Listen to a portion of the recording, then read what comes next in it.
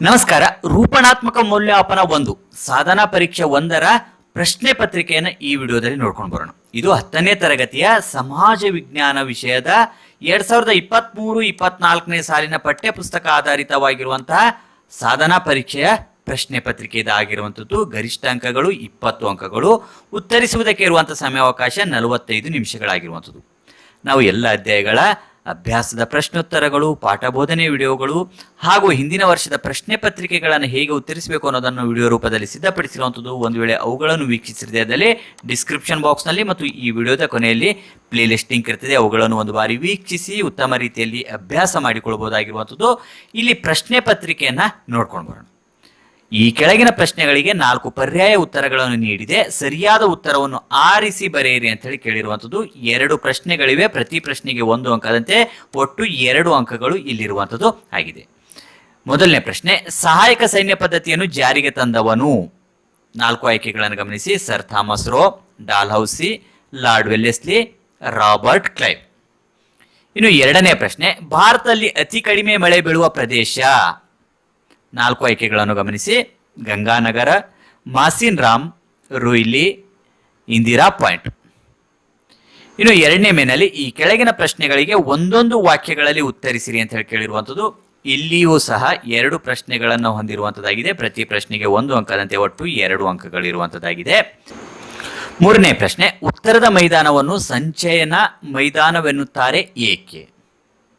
ಇನ್ನು 4ನೇ ಪ್ರಶ್ನೆ, ಜೋಳ ಬೆಳೆಯಲು ಹೆಚ್ಚು ಸೂಕ್ತವಾದ ಮಣ್ಣು ಯಾವುದು? 3ನೇ ಮೇನಲ್ಲಿ ಈ ಕೆಳಗಿನ ಪ್ರಶ್ನೆಗಳಿಗೆ 2ರಿಂದ 4 ವಾಕ್ಯಗಳಲ್ಲಿ ಉತ್ತರಿಸಿರಿ ಅಂತ ಹೇಳಿ ಕೇಳಿರುವಂಥದ್ದು. 2 ಪ್ರಶ್ನೆಗಳಿವೆ. ಪ್ರತಿ ಪ್ರಶ್ನೆಗೆ 2 ಅಂಕದಂತೆ ಒಟ್ಟು 4 ಅಂಕಗಳಿರುವಂಥದ್ದು. 5ನೇ ಪ್ರಶ್ನೆ, ಭಾರತಕ್ಕೆ ಬಂದ ಯುರೋಪಿಯನ್ನರನ್ನು ಕ್ರಮಬದ್ಧವಾಗಿ ಹೆಸರಿಸಿ. ಇನ್ನು 6ನೇ ಪ್ರಶ್ನೆ, ಅಸ್ಪೃಶ್ಯತಾ ನಿವಾರಣೆಯ ಸಂವಿಧಾನಾತ್ಮಕ ಮತ್ತು ಶಾಸನಾತ್ಮಕ ಸಲಹೆಗಳನ್ನು ತಿಳಿಸಿ. ಈ 6ನೇ ಪ್ರಶ್ನೆಗೆ ಅಥವಾ ಆಯ್ಕೆ ಇರುವಂಥದ್ದು ಸಾಮಾಜಿಕ ಸ್ತರ ವಿನ್ಯಾಸವು ಹೇಗೆ ಉಂಟಾಗಿದೆ ತಿಳಿಸಿ ಅಂತ ಹೇಳಿ ಕೇಳಿರುವಂಥದ್ದು. ಇನ್ನು 4ನೇ ಮೇನಲ್ಲಿ ಈ ಕೆಳಗಿನ ಪ್ರತಿಯೊಂದು ಪ್ರಶ್ನೆಗೂ 6 ವಾಕ್ಯಗಳಲ್ಲಿ ಉತ್ತರಿಸಿರಿ ಅಂತ ಹೇಳಿ ಕೇಳಿರುವಂಥದ್ದು. 2 ಪ್ರಶ್ನೆಗಳಿವೆ. ಪ್ರತಿ ಪ್ರಶ್ನೆಗೆ 3 ಅಂಕದಂತೆ ಒಟ್ಟು 6 ಅಂಕಗಳಿರುವಂಥದ್ದು. 7ನೇ ಪ್ರಶ್ನೆ, ಮಾರ್ತಾಂಡವರ್ಮನು ಡಚ್ಚರನ್ನು ಹೇಗೆ ನಿಯಂತ್ರಿಸಿದನು? ಇನ್ನು ಅಥವಾ ಪ್ರಶ್ನೆ ಇರುವಂಥದ್ದು ಸಹಾಯಕ ಸೈನ್ಯ ಪದ್ಧತಿಯ ನಿಬಂಧನೆಗಳಾವುವು ವಿವರಿಸಿ ಅಂತ ಹೇಳಿ ಕೇಳಿರುವಂಥದ್ದು. ಇನ್ನು 8ನೇ ಪ್ರಶ್ನೆ, ಬ್ಯಾಂಕಿನ ಕಾರ್ಯಗಳನ್ನು ವಿವರಿಸಿ. ಇನ್ನು 5ನೇ ಮೇನಲ್ಲಿ ಈ ಕೆಳಗಿನ ಒಂದು ಪ್ರಶ್ನೆಗೆ 8ರಿಂದ 10 ವಾಕ್ಯಗಳಲ್ಲಿ ಉತ್ತರಿಸಿರಿ ಅಂತ ಹೇಳಿ ಕೇಳಿರುವಂಥದ್ದು. 4 ಅಂಕದ ಒಂದು ಪ್ರಶ್ನೆ ಇರುವಂಥದ್ದಾಗಿದೆ. 9ನೇ ಪ್ರಶ್ನೆ, ಸಾಕ್ಷರತೆಯನ್ನು ವೃದ್ಧಿಸಲು ಕೈಗೊಂಡಿರುವ ಕ್ರಮಗಳಾವು? ಇನ್ನು ಅಥವಾ ಆಯ್ಕೆ ಇರುವಂಥದ್ದು ಪ್ರಾದೇಶಿಕವಾದವು ದೇಶದ ಅಭಿವೃದ್ಧಿಗೆ ಮಾರಕವಾಗುತ್ತದೆ, ವಿವರಿಸಿ.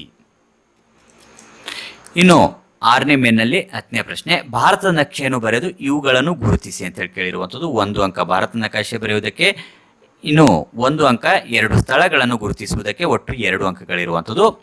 ಭಾರತ ಸಮಯ ನಿರ್ಧಾರಕ ರೇಖಾಂಶ, ಬಿ ಕರ್ಕಾಟಕ ಸಂಕ್ರಾಂತಿ ವೃತ್ತ. ಇವಿಷ್ಟು ಈ ಒಂದು ಪ್ರಶ್ನೆ ಪತ್ರಿಕೆಯಲ್ಲಿರುವಂತಹ ಪ್ರಶ್ನೆಗಳಾಗಿರುವಂಥದ್ದು. ಇತರ ಒಂದು ಅಧ್ಯಾಯಗಳ ಹಿಂದಿನ ವರ್ಷದ ಪ್ರಶ್ನೆ ಪತ್ರಿಕೆಗಳ ವಿಡಿಯೋಗಳು ವೀಕ್ಷಿಸಿದಲ್ಲಿ ಡಿಸ್ಕ್ರಿಪ್ಷನ್ ಬಾಕ್ಸ್ನಲ್ಲಿ ಮತ್ತು ಈ ವಿಡಿಯೋದ ಕೊನೆಯಲ್ಲಿ ಸಹ ಪ್ಲೇ ಲಿಸ್ಟ್ ಲಿಂಕ್ ಇರ್ತದೆ. ಅವುಗಳನ್ನು ಒಂದು ಬಾರಿ ವೀಕ್ಷಿಸಿ.